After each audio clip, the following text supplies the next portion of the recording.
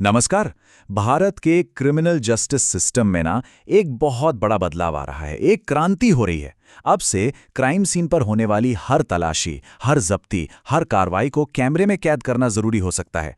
ये सिर्फ एक छोटा मोटा बदलाव नहीं है, बल्कि सबूतों को देखने और समझने का एक बिल्कुल नया तरीका है। चलिए समझते हैं कि ये आखिर काम कैसे करेगा। ये कह सकते हैं न्याय का सबसे फंडामेंटल सवाल है। सदियों से हम गवाहों की याददाश्त और कागजी रिपोर्ट पर ही तो निर्भर रहे हैं। लेकिन दिक्कत यह है कि याददाश्त धोखा दे सकती है और सबूतों के साथ छेड़छाड़ भी हो सकती है। तो फिर सच साबित हो तो कैसे हो?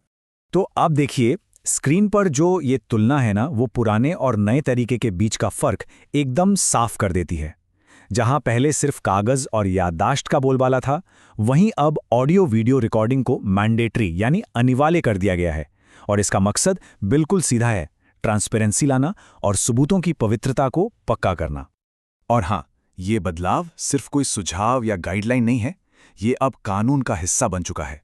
2 नए कानून आए हैं, भारतीय नागरिक सुरक्षा संहिता यानी BNSS और भारतीय साक्ष्य अधिनियम यानी BSA, जो पुलिस के लिए एक तरह से नई डिजिटल रूल बुक तैयार करते हैं। अब इस कानून में जो बात सबसे इंटरेस्टिंग है, वो ये है कि ये बहुत ही क्लियर है। मतलब इसमें साफ साफ बताया गया है कि पुलिस को कब रिकॉर्डिंग करनी ही पड़ेगी। जैसे किसी भी जगह की तलाशी और जब्ती की जो पूरी प्रक्रिया है, उसे रिकॉर्ड करना मैंडेटरी है। जो गंभीर अपराध होते हैं, उनमें फॉरेंसिक एक्सपर्ट के दौरे को भी रिकॉर्ड करना जरूरी है। वहीं कुछ चीजें जैसे गवाहों के बयान की रिकॉर्डिंग, वो अभी भी ऑप्शनल रखी गई हैं। तो सवाल उठता है कि एक पुलिस ऑफिसर के लिए इसका मतलब क्या है? क्या वो बस कैमरा ऑन करके रिकॉर्डिंग शुरू कर सकते हैं? नहीं, ऐसा नहीं है। इन सबूतों को अदालत में वैलिड बनाने के लिए ना एक बहुत ही सख्त प्रक्रिया का पालन करना जरूरी है। आइए देखते हैं कि ये प्रक्रिया आखिर है क्या। ये जो प्रोसीजर है ना, ये बहुत ही ज़्यादा ज़रूरी है। ऑफिसर को सबसे पहले तारीख, समय और केस की सारी डिटेल्स बोलकर रिकॉर्ड करनी होती हैं। फिर कुछ भी छूने से पहले पूरे क्राइम सीन का एक 360 डिग्री वीडियो बनता है। तलाशी, सबूतों को उठाने, पैक करने और सील करने की पूरी प्रक्रिया, सब कुछ बिना रुके रिकॉर्ड किया जाता है। यहाँ तक कि गवाह जब साइन करते हैं, उसे भी कैमरे में कैद किया जाता है। और आखिरी में ऑफिसर ये बताते हुए रिकॉर्डिंग खत्म करता है कि ये प्रक्रिया किस समय पर पूरी हुई। ठीक है, चलिए मान लिया वीडियो रिकॉर्ड हो गया, पर हम ये कैसे पक्का करें कि इस वीडियो के साथ बाद में कोई छेड़छाड़ नहीं हुई है? यहीं पर टेक्नोलॉजी एक बहुत ही जरूरी रोल निभाती है। इस प्रोसेस को कहते हैं हैशिंग। अब इसे ऐसे समझिए, जैसे हमारा फिंगरप्रिंट होता है ना, एकदम यूनिक, वैसे ही हर डिजिटल फाइल का एक यूनिक डिजिटल फिंगरप्रिंट होता है, जिसे हैश वैल्यू कहते हैं। अगर कोई उस वीडियो फाइल में एक पिक्सल भी बदल दे, तो उसका हैश वैल्यू यानी डिजिटल फिंगरप्रिंट पूरी तरह से बदल जाएगा। इससे फौरन पता चल जाता है कि सबूत के साथ छेड़छाड़ हुई है। और बात सिर्फ हैशिंग पर ही खत्म नहीं होती। सबूत को अदालत में वैलिड बनाने के लिए ना अब एक 2 स्टेप सर्टिफिकेशन प्रोसेस बनाया गया है, जो ये पक्का करता है कि सबूत पूरी तरह से असली है।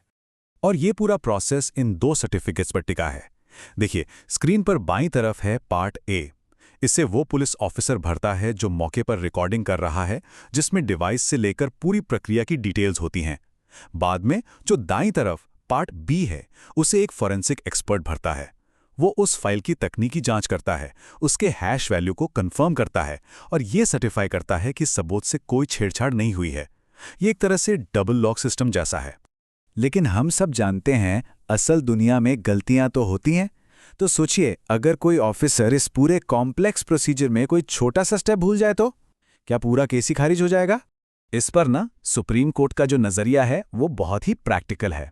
एक फैसले में कोर्ट ने साफ कहा कि प्रक्रिया में कोई मामूली चूक हो जाने से केस तब तक खत्म नहीं होगा जब तक कि असली फिजिकल सबूतों में कोई गड़बड़ी ना पाई जाए।